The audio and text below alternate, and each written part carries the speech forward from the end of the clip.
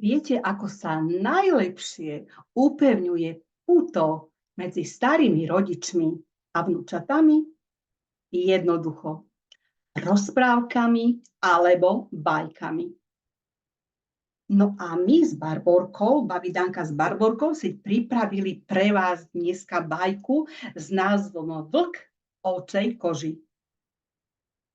Tak čujme. Ale neboj sa, Barborka, to je len bajka. V tamtej čriede sú desiatky oviec, povedal si starý zlý vlk, keď upieral pohľad na pasienok. Ako sa k ním dostanem, aby som mohol nejakú uchmatnúť a zjesť? Zrazu dostal nápad.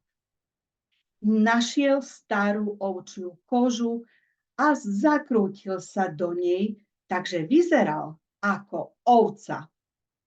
Zišiel na pasienok a pripojil sa k čriede.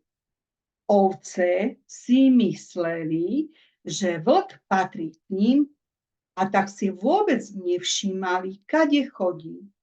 Dokonca ani pastier nezbadal, kto sa naozaj skrýva pod ovčou kožou. Vlk sa rozhodol, že vyčká do večera a potom sa vrhne na najtučnejšiu ovcu a zje ju. Vtedy už bude pastier dávno doma. Keď slnko zapadlo za vzdialené vršky, pastier zahnal ovce a vlka v starej ovčej koži na noc do košiara. Potom sa uložil do kolíby a zaspal. Vlk si akurát vybral ovcu, keď sa zrazu vrátka na košiari rozleteli a stál v nich hospodár. Potrebujeme v dome čerstvé mäso, povedal. Jedna ovečka bude stačiť. Áno, ty si pekne urastená. Pri týchto slovách zdvihol sekeru a ovalil ňou vlka po hlave v domnení, že je ovca.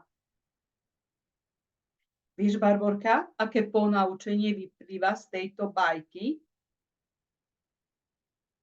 Že niekedy sme takí múdri, až to nie je dobré. Keby bol vlk ostal vlkom a nebol múdroval do toho, že sa z neho stane ovca, tak sa mu nič nemuselo stať.